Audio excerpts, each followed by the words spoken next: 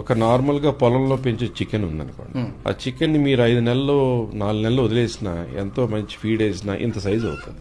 మా చిన్నప్పుడు అదే లెగ్ పీస్ ఇంత లావు ఉండి ఇంత పొడుగుండేది. ఇప్పుడు అదే లెగ్ పీస్ ఇంత లావు వచ్చి ఇంత ఉండేది. ఏం వేస్తే ఆ గ్రోత్ హార్మోన్స్ లాంటి ఏం వేస్తే అంత మస్కులర్ వచ్చేస్తుంది. అంటే రకరకాల చెడు, అది వెజిటేబుల్స్ లో ఇంజెక్ట్ చేసినవి అవ్వచ్చు, ఇవి నాన్ వెజ్ లో ఇంజెక్ట్ చేసిన అవి కుక్ చేసి ఆ విషయాన్ని మనం తింటుంటే ఆడపిల్లలకేమో పిసిఓడి, మీసాలు గడ్డాలు పెరుగుతాయి, లావ్ అయిపోవడం, ఇక్కడ నల్లగా రావడం, ఇక్కడ పిగ్మెంటేషన్ రావడం, మంత్లీ సైకిల్స్ సరిగ్గా రాకపోవడం, పిల్లలు పుట్టడానికి ఇబ్బంది పడి క్యాన్సర్లు పెరిగిపోవడం, మగవాళ్ళకేమో తొందరగా బట్టతల్లు వచ్చేయడం, లేదా రగ్గడ్ స్కిన్స్ రావడం, లేదా థైరాయిడ్ రావడం, ఇవన్నీ ఇంతవరకు జనరేషన్ లేని ఈ జనరేషన్ లో ఏం మార్పు వచ్చింది అంటే ఈ fast foods, junk foods revolution నడుస్తుంది. ఆ ముందు ఫ్రిడ్జ్ లో ఎన్ని రోజుల నుంచి పెట్టారో, ముందు రోజు ఒక డిష్ లా కుక్ చేసి నెక్స్ట్ డే ఫ్రై చేసి మనకి ఇస్తున్నాడా, ఏమీ తెలియట్లేదు.